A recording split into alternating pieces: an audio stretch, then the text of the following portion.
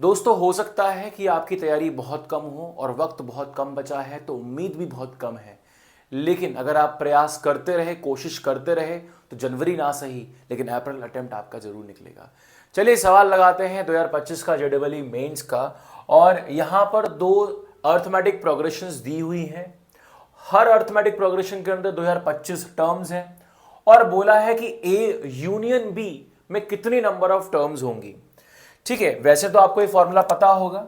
ए union B का formula होगा number of terms in A which is 2025 plus number of terms in B which is again 2025 minus number of terms in A intersection B. यानी कि जो हमें नहीं पता है वो है number of terms in A intersection B.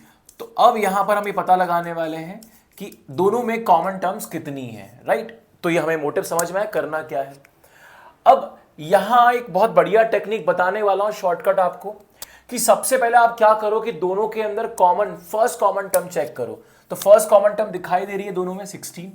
ठीक है, तो अब ए यूनियन बी के अंदर अगर एक सेट लिखें तो पहली टर्म होगी 16 और इस एपी का ये भी एपी होगी। दो एपीज में से कॉमन टर्म्स निकालेंगे तो वो भी एपी होगी और इसका कॉमन डिफरेंस होगा LCM of first and second. यानी कि इसका आप कॉमन डिफरेंस देखो 6 माइनस 1 5, इसका कॉमन डिफरेंस 7।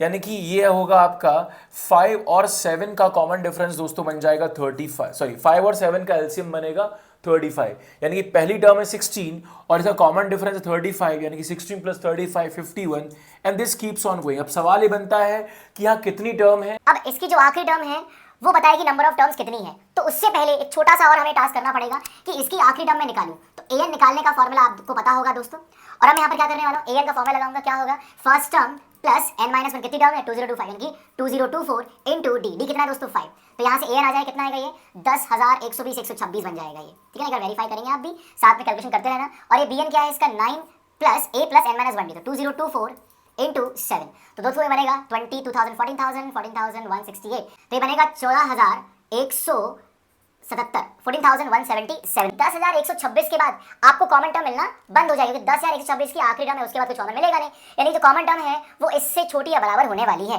तो इसका मतलब क्या लिखेंगे, इसकी कॉमन टर्म क्या होगी दोस्तों, ये होगी first term plus n minus 1 into D. D है 35 and this should be less than equals to 10,126। अब आप यहाँ पर कुछ सॉल्व करके निकालोगे n is less than equal to, मान के चलिए आगे अगर 147.33, तो n की वैल्यू जाएगी 147। और अगर मान के चलो n is less than equal to 147, तो n की वैल्यू 147 हो जाएगी। आई बात समझ में। बेसिकली यहाँ जो नंबर आएगा उसका जीआईएफ आपको निकालना है और फिर उसके बाद वही नंबर यहाँ पुट कर देंगे और फिर आप आंसर लिखोगे कमेंट बॉक्स के अंदर। आई होप वीडियो अच्छा लगा हो, सॉल्यूशन समझ में आया हो, तो वीडियो को लाइक शेयर सब्सक्राइब करना मत भूलना।